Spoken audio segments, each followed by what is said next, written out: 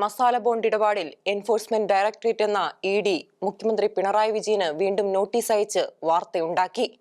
ബോണ്ടിന്റെ അണിയറ ശില്പികളായ ഒന്നാം പിണറായി സർക്കാരിലെ ധനമന്ത്രി Thomas Isaac, KIIFB CEO doctor K M. Abraham എന്നിവർക്കും ഇഡി നോട്ടീസ് അയച്ചിട്ടുണ്ട്. ഇക്കുറി അവരുടെ ചെന്നൈയിലെ അഡ്ജുഡിക്കേറ്റിംഗ് അതോറിറ്റിയാണ് കാരണം കാണിക്കൽ നോട്ടീസ് അയച്ചത്. 3 വർഷത്തെ അന്വേഷണത്തിനൊടുവിൽ ഇഡി സമർപ്പിച്ച റിപ്പോർട്ടിന്റെ അടിസ്ഥാനത്തിലാണ് നോട്ടീസ്. ലണ്ടൻ, സിംഗപ്പൂർ സ്റ്റോക്ക് എക്സ്ചേഞ്ചുകൾ വഴി 50,000 കോടി രൂപ സമാഹരിക്കുന്നതിനാണ് കിഫ്ബി 2019-ൽ 9.72% പലിശയ്ക്ക് മസാല ബോണ്ട് ഇറക്കിയത്. 2,672 കോടി സമാഹരിച്ചു.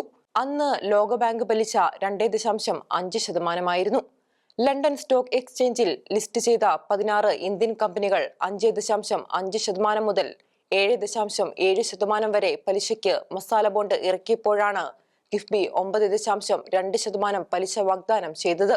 കുപ്രസിദ്ധമായ ലാവ്ലിൻ കമ്പനിയുമായി അടുത്ത ബന്ധമുള്ള CDPQ എന്ന കമ്പനിക്കാണ് ബോണ്ട് വിറ്റതെന്ന് വിഷയം സൗകര്യവും പഠിച്ചിട്ടുള്ള മുൻ പ്രതിപക്ഷ നേതാവ് രമേശ് ചെന്നിത്തല ആരോപിച്ചു. ഈ കമ്പനിക്ക് ലാവ്ലിൻ കമ്പനിയിൽ 20% ഷെയറുണ്ട്. ഈ കമ്പനിയുടെ ഉദ്യോഗസ്ഥരും കേരള സർക്കാർ ഉദ്യോഗസ്ഥരും തമ്മിൽ രഹസ്യ ചർച്ച നടത്തിയ ശേഷമാണ് മസാല ബോണ്ട് ഇറക്കാൻ തീരുമാനിച്ചതും അതിന് 9.72% പലിശ നിശ്ചയിച്ചതും പ്രൈവറ്റ് പ്ലേസ്മെന്റിലൂടെ ഇവർക്ക് ബോണ്ട് വിറ്റതും. രമേശ് പറയുന്നത് ഞെട്ടിപ്പിക്കുന്ന കഥകളാണ്. 2019 മാർച്ച് 29 മുമ്പേ തന്നെ കച്ചവടം നടന്നു, കാശും കിട്ടി. കിഫ്ബിയുടെ ഔദ്യോഗിക ന്യൂസ് ലെറ്ററിൽ അത് വന്നിരുന്നു എന്നാണ് രമേശ് പറയുന്നത്. അതിനുശേഷമാണ് 2019 ഏപ്രിൽ 1-ന് മുഖ്യമന്ത്രി ലണ്ടനിൽ പോയതും ബോണ്ട് കച്ചവടം ഉദ്ഘാടനം ചെയ്തതും. രമേശ് വലിയ ആരോപണമാണ് ഉന്നയിച്ചിരിക്കുന്നത്. സ്പ്രിംഗ്ലർ ഇടപാട് മുതൽ രമേശ് ഉന്നയിച്ച എല്ലാ ആരോപണവും ശരിയെന്ന് തെളിഞ്ഞിട്ടുമുണ്ട്. അതായത് ഇഡിയുടെ കയ്യിൽ നല്ല തെളിവുണ്ടെന്ന്. മസാല ബോണ്ടിൽ ഇഡി കിഫ്ബിക്ക് നോട്ടീസ് അയക്കുന്നത് നാടാടെ അല്ല. 2024-ൽ അയച്ച സമൻസ് പിൻവലിച്ചതാണ്. സമൻസ് അയച്ച് വാർത്ത ഉണ്ടാക്കുന്നു എന്നല്ലാതെ ഒന്നും ചെയ്യാത്ത ചടങ്ങായിട്ടുണ്ട് ഇഡിയുടെ നോട്ടീസുകൾ. അതുകൊണ്ട് ആ നോട്ടീസുകളോട് നാട്ടുകാർക്ക് ഒരുതരം പുച്ഛവുമായി. അത്തരത്തിൽ ഒന്നാകുമോ ഈ സമൻസ് എന്ന് കാത്തിരുന്ന് കാണണം. 1999 നവംബർ 11-നാണ് കിഫ്ബി ആരംഭിച്ചത്. മുഖ്യമന്ത്രി ചെയർമാനും ധനമന്ത്രി വൈസ് ചെയർമാനും ആയ ബോർഡാണ് കിഫ്ബിക്കുള്ളത്. മുൻ ചീഫ് സെക്രട്ടറി K.M. അബ്രഹാം ആണ് സിഇഒ. 2016-ൽ ഇടതു സർക്കാർ കിഫ്ബിയുടെ ചട്ടങ്ങൾ പരിഷ്കരിച്ചു. മോട്ടോർ വാഹന നികുതി വരുമാനത്തിലെ 50%-വും പെട്രോൾ സെസ്സും കിഫ്ബിക്ക് കിട്ടുന്ന നിലയിൽ കാര്യങ്ങൾ ക്രമീകരിച്ചു. പണം ഖജനാവിൽ നിക്ഷേപിക്കുകയോ വകുപ്പുകൾ വഴി വിതരണം ചെയ്യുകയോ ഇല്ല. കിഫ്ബിക്ക് പണമുണ്ടാക്കുന്നതിന് ധനമന്ത്രിയായിരുന്ന തോമസ് ഐസക്കിന്റെ കാലത്ത് കൊണ്ടുവന്ന പദ്ധതിയാണ് മസാല ബോണ്ട്. മുഖ്യമന്ത്രി പിണറായി വിജയനും അന്നത്തെ ധനകാര്യ സെക്രട്ടറിയും ചീഫ് സെക്രട്ടറിയും എതിർത്തിട്ടും ഐസക് പൊതുവിപണിയിലേക്കാൾ കൂടിയ പലിശയ്ക്ക് മസാല ബോണ്ടിലൂടെ പണം സമാഹരിക്കുവാൻ തീരുമാനിച്ചു. നിക്ഷേപം ആകർഷിക്കുന്നതിന് ഇന്ത്യൻ രൂപയിൽ വിദേശത്തിറക്കുന്ന കടപ്പത്രമാണ് മസാല ബോണ്ട്. ഇന്റർനാഷണൽ ഫിനാൻസ് കോർപ്പറേഷനാണ് പദ്ധതിക്ക് മസാല ബോണ്ട് എന്ന പേര് കൊടുത്തത്. കേരള സർക്കാരിന് വേണ്ടി കിഫ്ബിയാണ് ഇതിറക്കുന്നത്. 2019 ജനുവരി 17-ന് ചേർന്ന കിഫ്ബി ജനറൽ ബോഡി യോഗമാണ് മസാല ബോണ്ട് ഇറക്കാൻ തീരുമാനിച്ചത്. ഉയർന്ന പലിശ വാഗ്ദാനം ചെയ്യണമെന്ന് അന്നത്തെ സിഇഒ നിർദ്ദേശിച്ചു. ആഭ്യന്തര കടപ്പത്രങ്ങളെക്കാൾ പലിശ നൽകി എന്തിന് മസാല ബോണ്ട് ഇറക്കണമെന്ന് അന്നത്തെ ധനസെക്രട്ടറി ആശങ്ക പ്രകടിപ്പിച്ചു. ചീഫ് സെക്രട്ടറി ടോം ജോസും എതിർത്തു. ഉയർന്ന പലിശ കൊടുത്താലേ മുന്നോട്ടു പോകാനാവൂ എന്ന് സിഇഒ K.M. അബ്രഹാം യോഗത്തിൽ വാദിച്ചു. ഐസക്കിന്റെ നിർബന്ധത്തിന് വഴങ്ങി ബോർഡ് തീരുമാനമെടുത്തു. കിഫ്ബിയുടെ 2,150 കോടിയുടെ മസാല ബോണ്ട് ഇടപാടുകൾ ഭരണഘടനാ വിരുദ്ധമാണെന്ന് കൺട്രോളർ ആൻഡ് ഓഡിറ്റർ ജനറൽ കണ്ടെത്തി. രാജ്യത്തിന് പുറത്തുനിന്ന് സംസ്ഥാനങ്ങൾ കടമെടുക്കരുതെന്ന ഭരണഘടനയുടെ അനുശാസനത്തിന് വിരുദ്ധമാണ് മസാല ബോണ്ടെന്ന് CAG കുറ്റപ്പെടുത്തി. എന്നാൽ ഇത്തരം കാര്യങ്ങളിൽ അനുമതി നൽകാനുള്ള അവകാശം റിസർവ് ബാങ്കിനാണെന്നും അത് കിഫ്ബിക്ക് ഉണ്ടെന്നും കിഫ്ബി വാദിച്ചു. ഇതുവരെയുള്ള കടമെടുപ്പിലൂടെ 3,100 കോടിയുടെ ബാധ്യത സർക്കാരിന് ഉണ്ടാക്കിയെന്നും വ്യക്തമാക്കി. ഇതിന്റെ വെളിച്ചത്തിലാണ് ഇഡി 2022-ൽ കിഫ്ബിയെക്കുറിച്ചുള്ള അന്വേഷണം ആരംഭിച്ചത്. വിദേശ നാണയ വിനിമയ ചട്ടം കിഫ്ബി ലംഘിച്ചതായാണ് ഇഡിയുടെ കണ്ടെത്തൽ. ചോദ്യം ചെയ്യലിന് ഹാജരാകുവാൻ 4 വട്ടം തോമസ് ഐസക്കിനോട് ഇഡി ആവശ്യപ്പെട്ടു. 2 സമൻസിനെ ഹൈക്കോടതിയിൽ ഐസക് ചോദ്യം ചെയ്തു. അനുകൂലമായി വിധി സമ്പാദിച്ചു. തുടർന്ന് ഇഡി സമൻസ് പിൻവലിച്ചു. 1.5 വർഷം കഴിഞ്ഞ് 2024 ജനുവരി 12-ന് ഹാജരാകുവാൻ ആവശ്യപ്പെട്ട് വീണ്ടും സമൻസ് അയച്ചു. അതിന് പറ്റില്ലെന്ന് പറഞ്ഞപ്പോൾ ജനുവരി 22-ന് ഹാജരാകുവാൻ ആവശ്യപ്പെട്ട് വീണ്ടും സമൻസ് അയച്ചു. അതിനുള്ള മറുപടിയിൽ ബോണ്ട് വിതരണം ചെയ്യുവാനുള്ള തീരുമാനം തന്റേതു മാത്രമല്ലെന്നും ബോർഡ് ഒന്നാകെ തീരുമാനിച്ചതാണെന്നും ഐസക് മറുപടി കൊടുത്തു. ഐസക്കിന്റെ വാദം ശരിയല്ലെന്ന് കാണിക്കുന്നതിനുള്ള തെളിവുകൾ ഇഡി പുറത്തുവിട്ടു. ഐസക് യോഗത്തിൽ ശക്തമായ സമ്മർദ്ദം ചെലുത്തിയാണ് തീരുമാനം എടുപ്പിച്ചത് എന്നതിന്റെ മിനിറ്റ്സാണ് ഇഡി പുറത്തുവിട്ടത്. ഇതേ തുടർന്നാണ് മുഖ്യമന്ത്രി അടക്കമുള്ളവർക്ക് 2025 ഡിസംബർ 1-ന് ഇഡി കാരണം കാണിക്കൽ നോട്ടീസ് അയച്ചിരിക്കുന്നത്. കിഫ്ബി സമാന്തര സർക്കാർ പോലെ പ്രവർത്തിക്കുന്നു എന്ന ആരോപണം ഉണ്ട്. നിയമസഭയോട് പോലും ഉത്തരവാദിത്വമില്ലാത്ത ഒരു സ്ഥാപനമാണ് കിഫ്ബി. ഭാരത സർക്കാരിന്റെ കംപ്ട്രോളർ ആൻഡ് ഓഡിറ്റർ ജനറൽ അവരുടെ കണക്ക് നോക്കാൻ പാടില്ല. ഇഷ്ടം പോലെ പിരിക്കും, ഇഷ്ടം പോലെ ചെലവാക്കും, ദൂർത്തടിക്കും.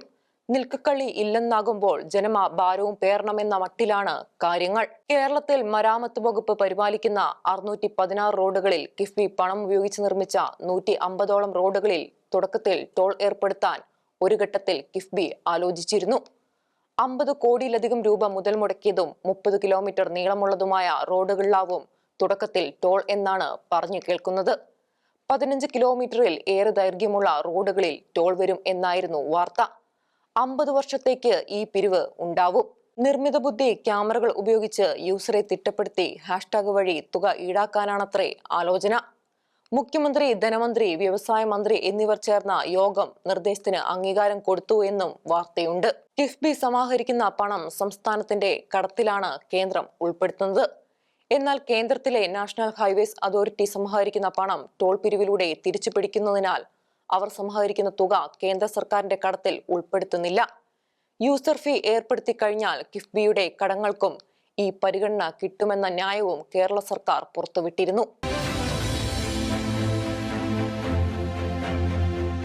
കേന്ദ്ര അന്വേഷണ ഏജൻസികളായ ഇഡിയും സിബിഐയും പിണറായിക്ക് വേണ്ടി പണിയെടുക്കുന്നവരാണെന്ന ധാരണ കേരളത്തിൽ ശക്തമാണ്.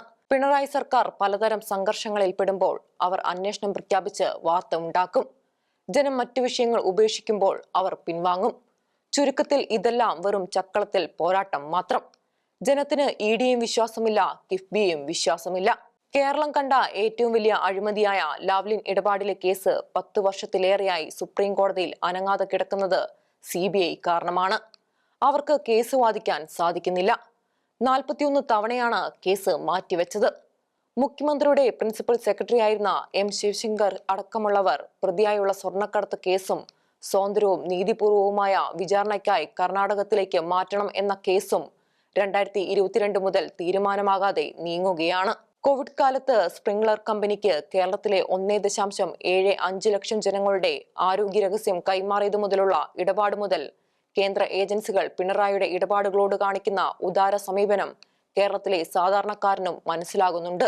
കൊച്ചിയിലെ CMRL കമ്പനിക്ക് വീണ തായക്കണ്ടിയുടെ സ്ഥാപനം എക്സാലോജിക്ക് നൽകിയ ഉപദേശവും ഒരു സേവനവും കൊടുക്കാതെ കൈപ്പറ്റിയ 1.71 കോടി രൂപയും സംബന്ധിച്ച നടപടിക്രമങ്ങളും എവിടെയെത്തും എന്ന് ആർക്കും ഉറപ്പില്ല. BJPയുടെ തീപ്പൊരി യൂത്ത് നേതാവായ ഷോൺ ജോർജ് ഹൈക്കോടതിയിൽ പൊതുതാൽപര്യ പരാതി കൊടുത്തപ്പോൾ വല്ലതും സംഭവിച്ചേക്കുമെന്ന് കരുതി. സംഭവം സീരിയസ് ഫ്രോഡായി കണക്കാക്കി നടത്തിയ അന്വേഷണവും എവിടെയും എത്തുന്നില്ല. എല്ലാം ഒന്നും സംഭവിക്കാതെ അവസാനിക്കുന്നു. ശബരിമലയിലെ സ്വർണ്ണക്കൊള്ളക്കേസിൽ ഇഡി വരുന്നു എന്ന് കേട്ട് ജനം പേടിച്ചു. ഹൈക്കോടതിയുടെ മേൽനോട്ടത്തിൽ നടന്ന കേസന്വേഷണത്തിൽ കുടുങ്ങിയ കൊള്ളക്കാർ രക്ഷപ്പെടാൻ പോകുന്നു എന്നായിരുന്നു ഭയം. ഏതായാലും ഇതുവരെ ഇഡിയുടെ അന്വേഷണം വരാത്തതുകൊണ്ട് പല പ്രതികളും അറസ്റ്റിലായി. വേറെ പലരും അറസ്റ്റ് ചെയ്യപ്പെടും എന്ന് കരുതപ്പെടുന്നു. CPM കേന്ദ്ര കമ്മിറ്റിയും പോളിറ്റ് ബ്യൂറോയും ഒക്കെ എന്തെല്ലാം വരട്ട് തത്വവാദങ്ങൾ പറഞ്ഞു സാധാരണക്കാരെ കബളിപ്പിച്ചാലും കേന്ദ്രം ഭരിക്കുന്ന BJP സർക്കാരുമായി നല്ല ബന്ധത്തിൽ കഴിയുന്നതാണ് കേരളത്തിന് നല്ലതെന്ന് തിരിച്ചറിയുന്ന മുഖ്യമന്ത്രിയാണ് പിണറായി വിജയൻ.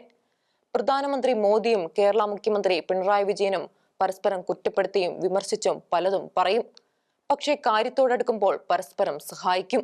മുഖ്യമന്ത്രിയുടെ ഓഫീസുമായി ബന്ധപ്പെട്ട് നടക്കുന്ന സ്വർണ്ണക്കള്ളക്കടത്തിനെ കുറിച്ച് പ്രധാനമന്ത്രി പൊതുസമ്മേളനത്തിൽ പ്രസംഗിക്കും. എന്നാൽ അതിലൂടെ മുഖ്യമന്ത്രിക്ക് പരിക്കുണ്ടാകാതിരിക്കുവാൻ വേണ്ടവിധം നടപടികൾ പരുവപ്പെടുത്തും. BJP നടത്തുന്ന തെരഞ്ഞെടുപ്പ് കൃത്രിമങ്ങളെക്കുറിച്ച് പിണറായി പറയും. പക്ഷേ ഹവാല പണം കൊണ്ടുവരുന്ന BJP നേതാക്കളെ പിടികിട്ടിയാലും രക്ഷിക്കും. പിണറായി വഖഫ് നിയമത്തെയും പൗരത്വ നിയമത്തെയും എതിർത്ത് മുസ്ലിമുകളുടെ കയ്യടി നേടും. വോട്ടർ പട്ടിക പരിഷ്കരണത്തെ രൂക്ഷമായി എതിർത്ത് ഇന്ത്യ മുന്നണിക്കാരുടെ കയ്യടിയും നേടും. എന്നാൽ ഇന്ത്യ മുന്നണി ആകെ, പ്രത്യേകിച്ച് CPM-ഉം CPI-യും എതിർക്കുന്ന PM ശ്രീ പിണറായി നടപ്പാക്കും. വിവാദ ലേബർ കോഡിന് കരടും തയ്യാറാക്കും. എല്ലാം ചെയ്തിട്ട് കേന്ദ്രത്തിനെതിരെ രൂക്ഷമായി പ്രസംഗിക്കും. കേരളം സ്വതന്ത്ര രാഷ്ട്രമല്ല. കേന്ദ്രം പാസാക്കുന്ന നിയമം നടപ്പാക്കാതിരിക്കാനാവില്ല. വഖഫ് നിയമം നടപ്പാക്കില്ല, പൗരത്വ നിയമം നടപ്പാക്കില്ല, SIR നടപ്പാക്കില്ല എന്നൊക്കെ പറയാനല്ലാതെ നടപ്പാക്കാതിരിക്കാൻ സാധിക്കുമോ? അപ്പോൾ വേണ്ടത് നല്ല ബന്ധം തന്നെയാണ്. അതാണ് വേണ്ടത്. പിണറായി സർക്കാർ കാണിക്കുന്ന നല്ല മാതൃക അതാണ്. കമ്മ്യൂണിസ്റ്റ് സർക്കാരിന് പകരം കേരളത്തിൽ കോൺഗ്രസ് സർക്കാരിന് സാധ്യത ഉള്ളിടത്തോളം കാലം രണ്ടു കൂട്ടർക്കും നല്ലത് ഇതാണ്. കോൺഗ്രസ് അധികാരം പിടിക്കാതിരിക്കുവാൻ പരസ്പരം സഹായിക്കുക. 1965 നിയമസഭാ തെരഞ്ഞെടുപ്പിൽ കേരള കോൺഗ്രസ് ചെയർമാൻ KM ജോർജ് CPM-ന് മുമ്പിൽ അത്തരമൊരു നിർദ്ദേശം വെച്ചു. ഞങ്ങൾക്ക് നിങ്ങളെ സഹായിക്കാനാവില്ല. എന്നാൽ കോൺഗ്രസിനെ തോൽപ്പിക്കണമെന്ന് നിങ്ങൾക്കുണ്ടെങ്കിൽ നിങ്ങൾ ഞങ്ങൾക്ക് വോട്ട് ചെയ്യുക. ജോർജിന്റെ നിർദ്ദേശമെന്ന് CPM മുഖവിലയ്ക്ക് തള്ളിക്കളഞ്ഞെങ്കിലും കോൺഗ്രസിനെ തോൽപ്പിക്കാൻ പലയിടത്തും കേരള കോൺഗ്രസിന് വോട്ട് ചെയ്തു. ഒരു വട്ടം കൂടി ഭരണം കിട്ടാതിരുന്നാൽ കേരളത്തിലെ കോൺഗ്രസ് മറ്റ് സംസ്ഥാനങ്ങളിലെ പോലെ പുരാവസ്തു ആകുമെന്ന് BJP കരുതുന്നു. അതിന് CPM-നെ ഒളിഞ്ഞും തെളിഞ്ഞും സഹായിക്കുന്നത് BJPക്ക് രാഷ്ട്രീയമായി നല്ലതാണ്. പിണറായി സർക്കാരിന്റെ അഴിമതികൾ അന്വേഷിച്ച് പുറത്തു കൊണ്ടുവരുന്ന സമർത്ഥനായ കോൺഗ്രസ് നേതാവാണ് രമേശ് ചെന്നിത്തല. സ്പ്രിംഗ്ലർ ഇടപാട് മുതൽ രമേശ് വെളിച്ചത്ത് കൊണ്ടുവന്ന മിക്കവാറും എല്ലാ ആരോപണവും സത്യമാണെന്ന് കാലം തെളിയിച്ചു. കേരളത്തിലെ കർഷകർക്ക് സൗരോർജ്ജ പമ്പ് നൽകുന്ന പദ്ധതിയിൽ കേരളം 100 കോടിയുടെ അഴിമതി നടത്തിയതായി അടുത്ത കാലത്ത് അദ്ദേഹം ആരോപിച്ചു. 10 കിലോവാട്ട് വരെയുള്ള പമ്പുകൾ സൗജന്യമായി നൽകുന്ന 240 കോടിയുടെ പദ്ധതി കേന്ദ്രം നിശ്ചയിച്ച ബെഞ്ച് മാർക്കിൽ നിന്നും അധികം വ്യത്യാസമില്ലാത്ത നിരക്ക് സമർപ്പിച്ച കമ്പനിയെ നീക്കി വീണ്ടും ലേലം നടത്തി അഴിമതി നടത്തി എന്നാണ് അദ്ദേഹം ആരോപിച്ചത്. മാധ്യമങ്ങൾ പോലും അത് ഗൗരവമായ വിഷയമാക്കിയില്ല. അഴിമതികൾ വിഷയമല്ലാതാകുന്നതുപോലെ മനസാക്ഷി പരുവപ്പെട്ടിരിക്കുകയാണോ? ജനാധിപത്യ മുന്നണി വന്നാലും ജനങ്ങൾക്ക് ഇതെല്ലാം തന്നെ ആവും ഉണ്ടാവുക എന്നല്ലേ മുൻകാല അനുഭവങ്ങൾ പഠിപ്പിക്കുന്നത്? ലാവ്ലിൻ കേസിൽ പിണറായി വിജയനെതിരെ നടപടി എടുക്കുവാൻ കിട്ടിയ അവസരം കളഞ്ഞു കുളിച്ചത് കോൺഗ്രസ് ആണ്. പിണറായി സർക്കാരിനെതിരെ വളരെ രൂക്ഷമായി സംസാരിക്കുന്ന കോൺഗ്രസുകാരുടെ ആത്മാർത്ഥത കൃത്യമായി വെളിപ്പെടുത്തിയ സംഭവമാണ് തോട്ടണ്ടി കച്ചവടത്തിലെ അഴിമതിക്കാരെ രക്ഷിക്കുവാൻ പിണറായി സർക്കാർ കാണിക്കുന്ന ആവേശത്തിനെതിരെ ഹൈക്കോടതിയിൽ നടത്തിയ രൂക്ഷമായ വിമർശനവും അത് കേട്ടില്ലെന്നും കണ്ടില്ലെന്നും നടിക്കുന്ന ജനാധിപത്യ മുന്നണി നേതൃത്വവും. പിണറായി സർക്കാർ അഴിമതിക്കാരെ സംരക്ഷിക്കുന്നു എന്ന് ഹൈക്കോടതി കൃത്യമായി പറഞ്ഞു. PM കുസും പദ്ധതിയിൽ 100 കോടി രൂപയുടെ അഴിമതിയാണ് രമേശ് ഉന്നയിക്കുന്നതെങ്കിൽ ചുരുങ്ങിയത് 600 കോടിയുടെ ഇടപാടാണ് തോട്ടണ്ടി കച്ചവടം. പക്ഷേ ഇപ്പോൾ പ്രതിക്കൂട്ടിലുള്ളത് കോൺഗ്രസ് നേതാവാണ്. അദ്ദേഹം സത്യം പറഞ്ഞാൽ വേറെ പലരും കുടുങ്ങും. പ്രതികളെ പ്രോസിക്യൂട്ട് ചെയ്യണമെന്ന് കേസ് അന്വേഷിച്ച CBIക്ക് പോലും ഇപ്പോൾ നിർബന്ധമില്ല. പ്രോസിക്യൂട്ട് ചെയ്യേണ്ട എന്ന സർക്കാർ തീരുമാനത്തിനെതിരെ ഹൈക്കോടതിയിൽ അവർ അപ്പീൽ പോലും കൊടുക്കുന്നില്ല. പരാതിക്കാരൻ മനോജാണ് എല്ലാം ചെയ്യുന്നത്. ഇതാണ് CBIയുടെയും പ്രതിപക്ഷത്തിന്റെയും തനിനിറം. കേരളത്തിലെ മാധ്യമങ്ങൾ ശരിക്കും കൊണ്ടാടുന്ന പൊതുപ്രവർത്തകരുടെ വ്യഭിചാര കഥകൾ കേട്ട് കേരളത്തിലെ ജനം വോട്ട് മാറ്റി ചെയ്യുമോ? ഈ കഥകൾ ഇതുപോലെ ആഘോഷിക്കപ്പെടുന്നത് കൊണ്ട് സമൂഹത്തിന് എന്ത് പ്രയോജനമാണ് ഉണ്ടാവുക? ഒരു മുഖ്യധാര രാഷ്ട്രീയ പാർട്ടിയുടെ സമുന്നതനായ നേതാവ് പല സ്ത്രീകളുമായി ലൈംഗിക വീഴ്ച നടത്തുന്നു എന്ന കഥയ്ക്ക്, ഭർത്തൃമതിയായ ഒരു സ്ത്രീ അദ്ദേഹത്തോടൊപ്പം പലവട്ടം ലൈംഗിക വീഴ്ച നടത്തി എന്ന കഥയ്ക്ക്, അവൾക്കുണ്ടായ കുഞ്ഞിനെ ഉദരത്തിൽ വെച്ച് തന്നെ നിഷ്കരുണം കൊന്നു എന്ന കഥയ്ക്ക് ഇതുപോലെ പ്രചാരണം കൊടുക്കാമോ? ഗർഭചിത്രത്തിന് അവൾ ഉപയോഗിച്ച രാസവസ്തുക്കളുടെ പേരുകൾ വരെ പ്രസിദ്ധീകരിക്കുക കടുത്ത അപരാധമല്ലേ മാധ്യമങ്ങൾ കാണിക്കുന്നത്? കൗമുദി മൂവീസിനുള്ള അഭിമുഖത്തിൽ റിനിയാൻ ജോർജ് എന്ന യുവതിയാണ് രാഹുലിനെതിരായ പരാതികളുടെ കെട്ടഴിച്ചത്. 3.5 വർഷം മുമ്പ് അയാൾ തന്നെ ഒരു ഹോട്ടൽ മുറിയിലേക്ക് ക്ഷണിച്ചു. പൊതുപ്രവർത്തകനും നേതാവുമായ ഒരാൾ ഇങ്ങനെ പെരുമാറുന്നത് മോശമല്ലേ എന്ന് ചോദിച്ചപ്പോൾ ഹൂ കെയേഴ്സ് എന്ന് പറഞ്ഞു എന്നുമായിരുന്നു റിനിയുടെ വെളിപ്പെടുത്തൽ. ആ നേതാവിന്റെ പേര് അവൾ വെളിപ്പെടുത്തിയില്ല. സോഷ്യൽ മീഡിയ ആവേശത്തോടെയും ചാനലുകൾ സംയമനത്തോടെയും ഏറ്റുപിടിച്ച സംഭവത്തിൽ വേട്ടക്കാരൻ യൂത്ത് കോൺഗ്രസ് സംസ്ഥാന അധ്യക്ഷനായ രാഹുൽ മാങ്കൂട്ടത്തിലാണെന്ന് വന്നപ്പോൾ അയാളുടെ രാഷ്ട്രീയ ശത്രുക്കൾക്ക് ആഘോഷമായി. അനുകൂലികൾ പകച്ചും പോയി. 2025 ഓഗസ്റ്റ് 19 വാർത്ത പുറത്തുവന്നു. ഓഗസ്റ്റ് 20 യൂത്ത് കോൺഗ്രസ് അധ്യക്ഷ സ്ഥാനത്തു നിന്നും രാഹുലിനെ പുറത്താക്കി. പാർട്ടിയിൽ നിന്നും പുറത്താക്കി. നിയമസഭാ കക്ഷിയിൽ നിന്നും പുറത്താക്കി. സ്പീക്കർക്ക് കത്തുകൊടുത്തു. ഇത്തരം കാര്യങ്ങളിൽ VS അച്യുതാനന്ദൻ പുലർത്തിയ കാർക്കശ്യം VD സതീശൻ കാണിച്ചു. സമാന ആരോപണം വന്ന CPM നേതാക്കളായ മുകേഷിന്റെയും മറ്റും കാര്യങ്ങളിൽ ഇന്നത്തെ CPM പുലർത്തുന്ന സൗമനസ്യ മനോഭാവം ഓർത്ത പല കോൺഗ്രസുകാരും രാഹുൽ കഥകളുടെ ആഴം അറിയാതെ, കൃത്യമായ പരാതി പോലും ഇല്ലാതെ കോൺഗ്രസ് കാണിക്കുന്നത് കടുത്ത അപരാധമായി കരുതി. സതീശന്റേത് പെരുന്തച്ചൻ കോംപ്ലക്സ് ആണെന്ന് വരെ കരുതി. വളർന്നു വരുന്നവനെ വലിച്ചിടുന്ന കോൺഗ്രസ് ചരിത്രം അറിയുന്നവർ അതാവും പിന്നിലെന്ന് കരുതി. രാഷ്ട്രീയമായി അനുകൂലിക്കേണ്ടവരിൽ പലരും രാഹുലിനെ തള്ളിപ്പറയുന്നത് കണ്ടപ്പോൾ തീവ്ര അനുകൂലികൾ അവരെയും ആക്രമിച്ചു. സാവകാശം എല്ലാം കെട്ടടങ്ങി. പരാതി ഉന്നയിച്ച യുവതികളാരും പോലീസിൽ രേഖാമൂലം പരാതിപ്പെടാൻ കൂട്ടാക്കിയില്ല. ഹണി ഭാസ്കർ, ട്രാൻസ്വുമൺ അവന്തിക എന്നിവർ അവരുടെ അനുഭവങ്ങൾ സോഷ്യൽ മീഡിയയിൽ പങ്കുവച്ചെങ്കിലും കേസിനൊന്നും പോയില്ല. സിനിമാക്കാരുടെ കഥകൾക്കുണ്ടായ അനുഭവമാവും ഒരു കാരണം. പരാതി പറഞ്ഞവർക്കെല്ലാം മാനനഷ്ടം ഉണ്ടായതല്ലാതെ ഒന്നും സംഭവിച്ചില്ലല്ലോ. രാഹുലിനെതിരെ പോലീസ് കേസെടുക്കാനാവില്ല എന്ന് വന്നതോടെ രാഹുൽ വീണ്ടും സജീവമാവുകയായി. നിയമസഭയിൽ വരരുത് എന്ന കോൺഗ്രസ് നേതാക്കളുടെ താൽപര്യത്തിന് വിരുദ്ധമായി സഭയിൽ വന്നു. സതീശൻ പക്ഷേ അടുപ്പിച്ചില്ല. ആശാവർക്കർമാരുടെ സമരപന്തലിൽ പോലും എത്തി. രാഹുൽ വേദി വിടുന്നതുവരെ സതീശൻ എത്തിയില്ല. ഔദ്യോഗികമായി കോൺഗ്രസ് അടുപ്പിച്ചില്ലെങ്കിലും രാഹുൽ കളത്തിൽ സജീവമായി. പാലക്കാട് തെരഞ്ഞെടുപ്പ് പ്രചാരണങ്ങളിൽ സജീവമായി. അപ്പോഴാണ് 2025 നവംബർ 27 ഒരു യുവതി മുഖ്യമന്ത്രിക്ക് പരാതി കൊടുത്തത്. രാഹുൽ പലവട്ടം പീഡിപ്പിച്ചു, ഗർഭം അലസിപ്പിച്ചു. അതിന് എത്തിച്ചു കൊടുത്ത രാസവസ്തുക്കൾ ജീവൻ അപകടത്തിലാക്കുന്നതായിരുന്നു. അവയുടെ പേരുമെല്ലാം മാധ്യമങ്ങൾ കൊണ്ടാടി. മുഖ്യമന്ത്രി കേസ് പോലീസിന് കൈമാറി. അറസ്റ്റ് ചെയ്യപ്പെടാതിരിക്കാൻ രാഹുൽ ഓട്ടത്തിലായി. കേസ് അന്വേഷണം നടക്കുമ്പോൾ KPCC പ്രസിഡന്റിന് വേറൊരു യുവതിയുടെ പരാതി കിട്ടി. അതും പോലീസിന് കൈമാറി. പേരും വിവരവും ഒന്നും ഇല്ലാതെയാണെങ്കിലും പുതിയ പുതിയ കഥകൾ വരികയായി. ഇനിയും ആരെല്ലാം വരും എന്നാണ് ഇപ്പോൾ സംശയം. പലരുടെയും പരാതികൾ വന്നതോടെ രാഹുലിനെ വേട്ടയാടുകയാണെന്ന് തുടക്കത്തിൽ കരുതിയവർ പോലും എതിർ ചേരിയിലായി. ഇപ്പോൾ എല്ലാവരുടെയും കല്ലേറ് പിടിക്കുന്ന രാഹുൽ മാങ്കൂട്ടത്തിൽ ഇത്തരം ആരോപണങ്ങൾക്ക് വിധേയനാകുന്ന ആദ്യ നേതാവല്ല. ഈ നിയമസഭയിലെ എത്രയോ അംഗങ്ങൾക്ക് എതിരെ ഇത്തരം കേസുണ്ടായി. CPMലെയും കോൺഗ്രസിലെയും നേതാക്കൾ ഒളിച്ചു നടന്നു. പാർട്ടി തന്നെ തീർപ്പാക്കിയ കഥകളും നിരവധിയുണ്ട്. എന്തേ നമ്മുടെ യുവാക്കൾ ഇങ്ങനെ? നമ്മുടെ യുവാക്കൾ ആകെ ഭയപ്പെടുത്തുന്ന യാഥാർത്ഥ്യമായി മാറുന്നു. വിവാഹം കഴിക്കാതെയുള്ള ലൈംഗിക വീഴ്ചകളോടുള്ള സമീപനം തന്നെ മാറുകയാണ്. വിവാഹം അനാവശ്യമായി മാറുന്നു. ദാമ്പത്യ വിശ്വസ്തത വേണ്ട ചരക്കായി. ആരെ വിശ്വസിക്കാം? ഭാര്യയെ വിശ്വസിക്കാമോ? ഭർത്താവിനെ വിശ്വസിക്കാമോ? ഇവിടെ ആരാണ് ഇര? ആരാണ് വേട്ടക്കാരൻ? പെൺകുട്ടികളെ വശീകരിച്ചു കൊണ്ടുപോയി എന്നൊക്കെ പറയുന്നത് ആരെങ്കിലും വിശ്വസിക്കുമോ? ആരെയാണ് വശീകരിക്കുന്നത്? ലൈംഗിക വീഴ്ച നടത്താൻ, അതിലൂടെ ഉണ്ടാകുന്ന ആ കുഞ്ഞുങ്ങളെ ഒരു മനസാക്ഷിയും ഇല്ലാതെ കൊല്ലാനെല്ലാം നമ്മുടെ യുവാക്കൾക്ക് മനസാക്ഷിക്കടി ഇല്ലാതാകുന്നു. ഒരു പ്രമുഖ കമ്മ്യൂണിസ്റ്റ് കുടുംബത്തിലെ യുവതി വിവാഹിതനും പിതാവുമായ ഒരു സഖാവിൽ നിന്നും ഗർഭിണിയായതും അവളുടെ കമ്മ്യൂണിസ്റ്റുകാരായ മാതാപിതാക്കളും ബന്ധുക്കളും ചേർന്ന് പാർട്ടി ലെവലിൽ എല്ലാം കൈകാര്യം ചെയ്തതും, പ്രസവത്തിലുണ്ടായ കുഞ്ഞിനെ അമ്മ അറിയാതെ ചൈൽഡ് വെൽഫെയർ സൊസൈറ്റി വഴി ദത്തു കൊടുത്തതും, അവസാനം അമ്മയുടെ പരാതിയെ തുടർന്ന് കുഞ്ഞിനെ തിരിച്ചു കൊണ്ടുവന്നതും എല്ലാം നമ്മുടെ നാട്ടിൽ നടന്ന സംഭവമാണ്. തെറ്റായ മൂല്യങ്ങൾ പരത്തുന്നതിൽ മാധ്യമങ്ങൾ വഹിക്കുന്ന പങ്ക് ചില്ലറയല്ല. 18 വയസ്സ് കഴിയുന്നവനുള്ള വ്യക്തി സ്വാതന്ത്ര്യം എത്ര പവിത്രമാണ് അവർക്ക്. വിവാഹബന്ധത്തിന് പുറത്ത് ഉഭയസമ്മതപ്രകാരം ലൈംഗിക വീഴ്ച നടത്താൻ വ്യക്തികൾക്കുള്ള സ്വാതന്ത്ര്യത്തെ വാഴ്ത്തുന്നവർ ഇത്തരം സംഭവങ്ങൾ വരുമ്പോൾ ഒരാളെ ഇരയും അതിജീവിതയും ആക്കുന്നു. ദൈവഭയം ഇല്ലാതായാൽ ധാർമ്മിക പ്രമാണങ്ങളോട് ബഹുമാനം ഇല്ലാതാകും. എന്റെ സുഖവും എന്റെ ഇഷ്ടവും എല്ലാം ന്യായമാവും.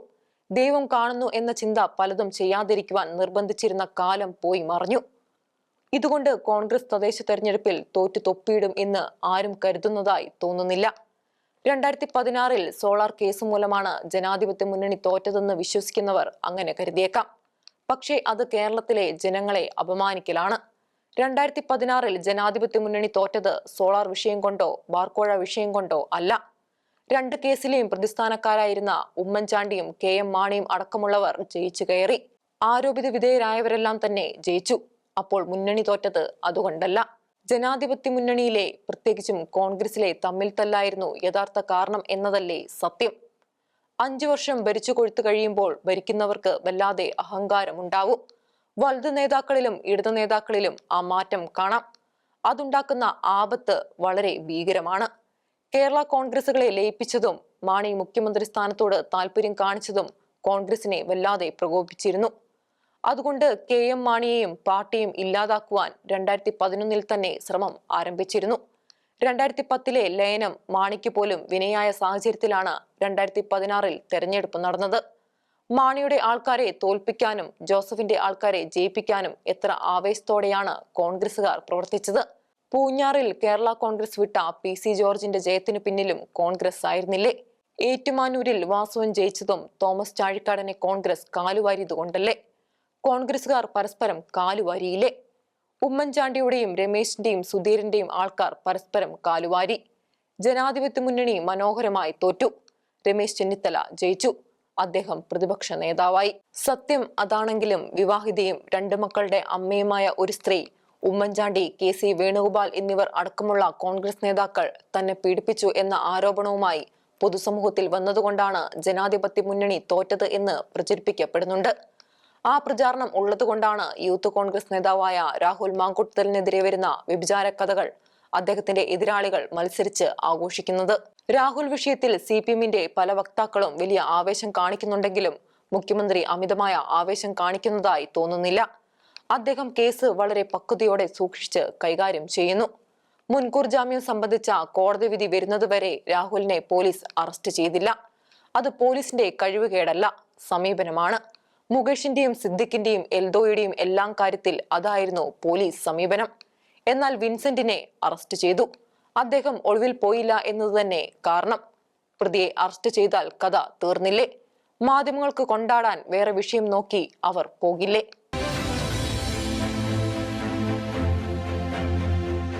പണ്ട് മലയാറ്റൂർ രാമകൃഷ്ണൻ എഴുതിയ ഒരു കഥയോ സംഭവമോ ഓർക്കുന്നു. ഒരു കോളേജിൽ പാൻറിട്ട 2 അധ്യാപകർ തമ്മിൽ പൊരിഞ്ഞ വഴക്ക്. അപ്പോഴാണ് മുണ്ടെടുത്ത ഒരു അധ്യാപകൻ ആ വഴി വന്നത്. വഴക്കുണ്ടാക്കിക്കൊണ്ടിരുന്ന അധ്യാപകരിൽ ഒരാൾ ഓടിച്ചെന്ന് വഴിപോക്കനായി വന്ന അധ്യാപകന്റെ മുണ്ടുപൊക്കി അപരനെ കാണിച്ചു അത്രേ. അതുപോലെയാണ് രാഹുൽ ഈശ്വറിന് സംഭവിച്ചത്. മാങ്കൂട്ടത്തിലിനെ സഹായിച്ചതിന് രാഹുൽ അറസ്റ്റിലായി. 14 ദിവസം റിമാൻഡിലും ആയി. പരാതിക്കാരിയുടെ കേസിലാണ് അറസ്റ്റ്. കേസിലെ 5ാം പ്രതിയാണ് അറസ്റ്റിലായ രാഹുൽ. ആദ്യത്തെ 4 പേർ പുറത്ത് സ്വതന്ത്രരായി വിലസുന്നു. കേസിലെ 4 പ്രതികളെ അറസ്റ്റ് ചെയ്യുന്നതിന് മുമ്പ് 5ാം പ്രതിയെ അറസ്റ്റ് ചെയ്തത് കൗതുകകരമാണ്.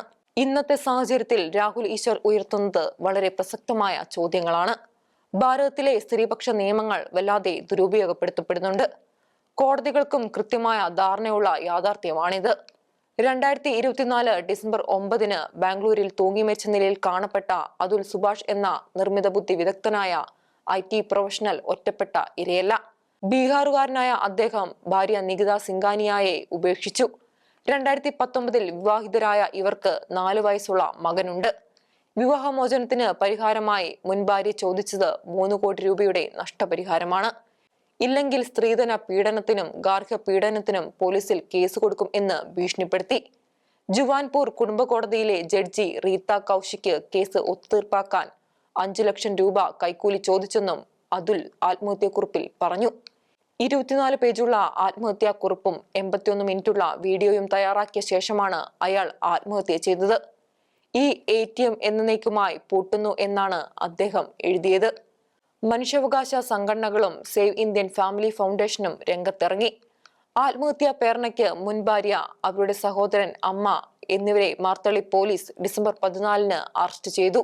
ഗുജറാത്തുകാരൻ സുരേഷ് സത്താദിയ, ഇൻഡോറിൽ നിന്നുള്ള നിതിൻ പാടിയർ, പുനിത് ഗുറാന എന്നീ യുവാക്കളും ഇങ്ങനെ ഗാർഹിക പീഡനത്തിനുള്ള വ്യാജ കേസുകളുടെ പേരിൽ ആത്മഹത്യ ചെയ്തവരാണ്. ആത്മഹത്യ പരാജയമാണെന്ന ചിന്തയും നമ്മുടെ യുവാക്കൾക്ക് കൈമോശം വരുന്ന ദാരുണ നിലയുണ്ട്. ഒരു യുവാവ് ആത്മഹത്യ ചെയ്താൽ അയാളുടെ ഭാര്യയ്ക്ക് വേറെ ഭർത്താവിനെ കിട്ടാം. പക്ഷേ മാതാപിതാക്കൾക്ക് മകനെയോ മക്കൾക്ക് അപ്പനെയോ തിരിച്ചു കിട്ടില്ല. ഭാരതത്തിലെ സ്ത്രീപക്ഷ നിയമങ്ങളിൽ നിന്നും പുരുഷന്മാരെ സംരക്ഷിക്കുവാൻ പുരുഷ കമ്മീഷൻ അനിവാര്യമായി എന്ന ചിന്ത സജീവമാകുന്നുണ്ട്.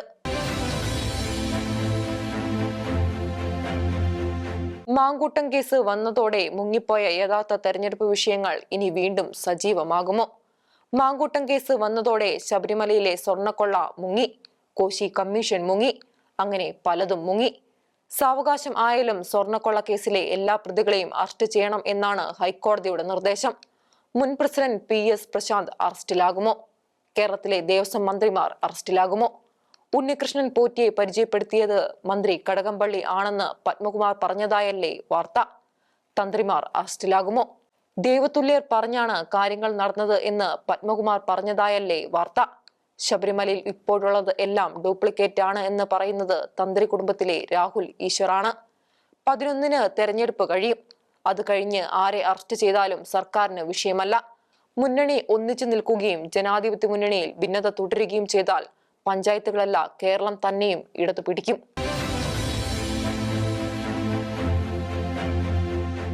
വലിയ മോഹങ്ങൾ ഉള്ളവനാണ് ശശി തരൂർ. സ്വപ്നം കാണുന്നതിൽ ഒന്നാമൻ. ഐക്യരാഷ്ട്രീയ സഭയിൽ ഉദ്യോഗസ്ഥനായി വളർന്നു വന്ന അദ്ദേഹത്തിന് അവിടെ സെക്രട്ടറി ജനറൽ ആകണമെന്നാണ് പൂതി. 2006-ൽ അദ്ദേഹം സെക്രട്ടറി ജനറൽ സ്ഥാനത്തേക്ക് മത്സരിച്ചു, തോറ്റു. ദക്ഷിണ കൊറിയയുടെ വിദേശകാര്യമന്ത്രി ഗാൻ കി മൂൺ ആയിരുന്നു എതിരാളി. അമേരിക്ക വീറ്റോ ചെയ്തതുകൊണ്ട് തരൂർ തോറ്റു. പിന്നെ അവിടെ നിൽക്കാനായില്ല, ഇന്ത്യയിലേക്ക് പറന്നു. ഇവിടെ മൻമോഹൻ സിംഗ് തരൂരിനെ കോൺഗ്രസിലേക്ക് സ്വാഗതം ചെയ്തു. 2009-ൽ തിരുവനന്തപുരത്തു നിന്നും കോൺഗ്രസ് ടിക്കറ്റിൽ ലോക്സഭയിലേക്ക് തെരഞ്ഞെടുക്കപ്പെട്ടു. നായർ വോട്ടുകൾ ഏറെയുള്ള തിരുവനന്തപുരത്ത് തരൂരിനെ അന്ന് നായരായി NSS നേതാവ് സുകുമാരൻ നായർ അംഗീകരിച്ചിരുന്നില്ല. എല്ലാം സഹിച്ച് കോൺഗ്രസ് അദ്ദേഹത്തെ ചുമന്നു. രാഷ്ട്രീയ ചാണക്യനായ കെ കരുണാകരന്റെ അവസാന കാലമായിരുന്നു. അല്ലെങ്കിൽ അദ്ദേഹം പണ്ട് കേന്ദ്രം അയച്ച KR നാരായണനെ പാലക്കാടിന് അയച്ചതുപോലെ തരൂരിനെ തിരുവനന്തപുരത്ത് മത്സരിപ്പിക്കില്ലായിരുന്നു. ഏതായാലും തരൂരിന്റെ ഭാഗ്യം, അദ്ദേഹത്തിന് തിരുവനന്തപുരത്ത് മത്സരിക്കാനായി. കോൺഗ്രസിലെ VS ശിവകുമാറിൽ നിന്നും CPIയിലെ PK വാസുദേവൻ നായരും അദ്ദേഹത്തെ തുടർന്ന് പന്ന്യൻ രവീന്ദ്രനും ജയിച്ച സാഹചര്യമാണ് അന്ന് തിരുവനന്തപുരത്ത്. തരൂർ ജയിച്ച് കേന്ദ്രമന്ത്രിയായി. വിമാനത്തിലെ കാറ്റിൽ ക്ലാസിനെ പരിഹരിച്ച് കോൺഗ്രസിനെ അപകടത്തിലാക്കി. സുനന്ദ പുഷ്കറിനെ വിവാഹം ചെയ്തു. അവർ ക്രിക്കറ്റ് വിവാഹത്തിൽ പെട്ടതും കോൺഗ്രസിന് തലവേദനയായി. തരൂരിന് പാകിസ്ഥാനി പത്രപ്രവർത്തക മെഹർ തരാറുമായി അവിഹിത ബന്ധമുണ്ടെന്ന് സുനന്ദ ആരോപിച്ചു. താൻ വിവാഹമോചനത്തിന് പോകുമെന്നും അവർ വെളിപ്പെടുത്തി. BJPക്കാർ തരൂരിനെ പ്രണയകുമാരൻ എന്ന് പരിഹസിച്ചു. കോൺഗ്രസ് എല്ലാം സഹിച്ച് 2014-ലും 2019-ലും 2024-ലും അദ്ദേഹത്തെ ലോക്സഭയിൽ എത്തിച്ചു. 2014-ൽ ഡൽഹിയിലെ ലീല ഹോട്ടലിൽ സുനന്ദ മരിച്ച നിലയിൽ കാണപ്പെട്ടത് BJP അവസരമാക്കി. തരൂരിനെ പ്രതിയാക്കി കേസ് വന്നു. പക്ഷേ കോടതി കുറ്റവിമുക്തനാക്കി. 2014 മുതൽ മോദിയാണ് ഇന്ത്യ ഭരിക്കുന്നത്. തരൂരിന് വേണ്ട വിധം നാടിനെ സേവിക്കാനാവുന്നില്ല. 2022-ൽ ഒരു അവസരം വന്നു.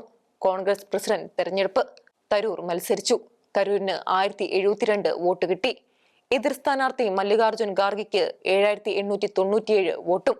തോറ്റ തരൂരിനെ ഖാർഗെ വർക്കിംഗ് കമ്മിറ്റി അംഗമാക്കി. മോദിയെ എങ്ങനെ കൈകാര്യം ചെയ്യണമെന്ന് തരൂരിന് ആദ്യമൊന്നും പിടികിട്ടിയില്ല. മോദിയെ പ്രശംസിച്ചു നോക്കി. മോദിയുടെ സ്വച്ഛ ഭാരതിനെ തരൂർ അനുകൂലിച്ചു. കോൺഗ്രസുകാർക്ക് പിടിച്ചില്ല. അദ്ദേഹം ശൈലി മാറ്റി. ശിവലിംഗത്തിലെ സർപ്പമാണ് മോദിയെന്ന് പ്രധാനമന്ത്രിയെ ചിത്രീകരിച്ചുകൊണ്ട് അദ്ദേഹം പകരം വീട്ടി. ഇംഗ്ലീഷ് നന്നായി അറിയുന്ന തരൂർ ഒരിക്കൽ അദ്ദേഹത്തെ പാരാഡോക്സിക്കൽ പ്രൈം മിനിസ്റ്റർ എന്ന് ചിത്രീകരിച്ചു. മഹാത്മാഗാന്ധിയെ മോദി ആദരിക്കുന്നത് വ്യക്തിപരമായ ബഹുമാനം കൊണ്ടല്ല, ലോകരാഷ്ട്രങ്ങൾ ആദരിക്കുന്നത് കൊണ്ടാണെന്ന് തരൂർ പറഞ്ഞു. ഇപ്പോൾ അദ്ദേഹം പ്രധാനമന്ത്രി മോദിയുടെ ആരാധകനാണ്. കോൺഗ്രസ് പ്രവർത്തക സമിതി യോഗത്തിൽ പങ്കെടുക്കുവാൻ ആരോഗ്യം ഇല്ലാത്തപ്പോഴും അദ്ദേഹം മോദിയുടെ പ്രസംഗം കേൾക്കാൻ പോകും. അതിനെ പ്രശംസിക്കും. പാർലമെന്റ് സമ്മേളന കാലത്ത് പ്രതിപക്ഷം എടുക്കുന്ന നിലപാടൊന്നും അദ്ദേഹത്തിന് പിടിക്കുന്നില്ല. 2025 ഡിസംബർ 3-ന് ഇന്ത്യൻ എക്സ്പ്രസിൽ എഴുതിയ ലേഖനത്തിലാണ് ഈ നിലപാട് വ്യക്തമാക്കിയത്. കുടുംബവാഴ്ച, അടിയന്തരാവസ്ഥ തുടങ്ങിയ വിഷയങ്ങളിലും തരൂർ BJP അനുകൂല നിലപാട് എടുക്കുന്നു. അദ്വാനിയെ ഇന്ദിരയോടും നെഹ്റുവിനോടും ഉപമിച്ച് അദ്ദേഹം BJPക്കാരുടെ കയ്യടി നേടി. ഒരു സംഭവത്തിന്റെ പേരിൽ ഒരു നേതാവിനെ വിധിക്കരുത്, അദ്ദേഹം പറഞ്ഞു. ഇന്ദിരയുടെ അടിയന്തരാവസ്ഥ, നെഹ്റുവിന്റെ ചൈന യുദ്ധം, അദ്വാനിയുടെ ബാബറി മസ്ജിദ് തകർക്കൽ എന്നിവയാണ് അദ്ദേഹം ഉദാഹരണമാക്കിയത്. ഓപ്പറേഷൻ സിന്ദൂറിൽ തരൂർ മോദിയുടെ കടുത്ത ആരാധകനായി. ഓപ്പറേഷൻ സിന്ദൂറിൽ സൈന്യത്തെ മാത്രം പ്രകീർത്തിക്കാൻ കോൺഗ്രസ് തീരുമാനിച്ചപ്പോൾ തരൂർ മോദിയെ പ്രശംസിച്ചു. അതിനായി മോദിയുടെ സംഘത്തിൽ അംഗമായി. BJPക്കാരുടെ കയ്യടി നേടി. അനധികൃത ഇന്ത്യൻ കുടിയേറ്റക്കാരെ ചെങ്ങലക്കിട്ട് അമേരിക്ക നാടുകടത്തിയപ്പോൾ മോദി നടത്തിയ അമേരിക്കൻ സന്ദർശനത്തെ കോൺഗ്രസ് ഇകഴ്ത്തി. പക്ഷേ തരൂർ പ്രശംസിച്ചു. മോദിയുടെ വിദേശ നയത്തെ കുറ്റപ്പെടുത്തി സോണിയാഗാന്ധി ലേഖനമെഴുതിയ അന്ന് തന്നെ ആ നയത്തെ പുകഴ്ത്തി തരൂരും ലേഖനമെഴുതി. അതേ പത്രം അന്നു തന്നെ മോദി അപ്രഖ്യാപിത അടിയന്തരാവസ്ഥ നടപ്പാക്കുന്നു എന്ന് പറഞ്ഞ കോൺഗ്രസുകാരെ ഇന്ദിരയുടെ കാലം ഓർമ്മിപ്പിച്ച് തരൂർ എഴുതി. ഇന്ത്യയിൽ ജനാധിപത്യം ഇല്ലാതാകുന്നു എന്ന് രാഹുൽ പറഞ്ഞപ്പോൾ ഇന്ത്യൻ രാഷ്ട്രീയത്തിലെ ഏറ്റവും വലിയ ശാപം കുടുംബാധിപത്യം ആണെന്നായി തരൂർ. അതുകൊണ്ട് തീരുമാനങ്ങളിൽ സ്വജനപക്ഷപാതം വരുന്നതുകൊണ്ട് കഴിവുള്ളവർക്ക് വളരാൻ ആവുന്നില്ല, അദ്ദേഹം കുറ്റപ്പെടുത്തി. അടുത്ത കാലത്തായി കേരളത്തിലെ മുഖ്യമന്ത്രി പദത്തിലും നോട്ടമിട്ടു. അടുത്ത മുഖ്യമന്ത്രി ആരാവണം എന്ന് ഒരു സർവേയിൽ തരൂർ വളരെ മുന്നിലാണെന്ന് അദ്ദേഹം വെളിപ്പെടുത്തി. കോൺഗ്രസ് ഒന്നും കണ്ട ഭാവം നടിക്കുന്നില്ല. കേരളത്തിൽ കോൺഗ്രസ് നടത്തിയ കേരയിൽ വിരുദ്ധ സമരത്തെ എതിർത്തപ്പോഴും വിഴിഞ്ഞം സമരത്തെ എതിർത്തപ്പോഴും അദ്ദേഹം പിണറായിയുടെ ആളായി. ഹമാസിനെ തീവ്രവാദികൾ എന്ന് വിളിച്ചതും കോൺഗ്രസിന് വിഷയമായി. പിണറായിക്ക് സഹായവും മോദിക്ക് ഇഷ്ടവുമായി. ഇപ്പോൾ തരൂരിന്റെ മോഹങ്ങൾ എന്താണെന്നറിയില്ല. BJPക്ക് വേണ്ടത് ഒരു കോൺഗ്രസുകാരന്റെ പ്രശംസയാണ്. അത് കിട്ടുന്നു. കേരളത്തിലും കേന്ദ്രത്തിലും കോൺഗ്രസ് പാർട്ടിക്ക് തലവേദന ഉണ്ടാക്കുന്ന നിലപാടുകളാണ് ഇപ്പോൾ തരൂരിന്റേത്. സെൽഫ് ഗോളുകൾ ഏറ്റുവാങ്ങുകയാണ് കോൺഗ്രസ്. EPF മിനിമം പെൻഷൻ വർദ്ധിപ്പിക്കില്ലെന്ന പ്രൊവിഡന്റ് ഫണ്ട് ബോർഡിന്റെ തീരുമാനം ഇന്ത്യക്കാകെ അപമാനമാണ്. 36.6 ലക്ഷം തൊഴിലാളികൾക്കാണ് 1000 രൂപ പ്രതിമാസം പെൻഷൻ കൊടുക്കുന്നത്. 78 ലക്ഷം പേർക്കാണ് പ്രൊവിഡന്റ് ഫണ്ട് പെൻഷൻ ഉള്ളത്. 1240 രൂപ കിട്ടുന്നവരാണ് അടുത്ത ഒരു 20 ലക്ഷം പേർ. ഇന്ത്യക്ക് അപമാനകരമല്ലേ ഈ പെൻഷൻ?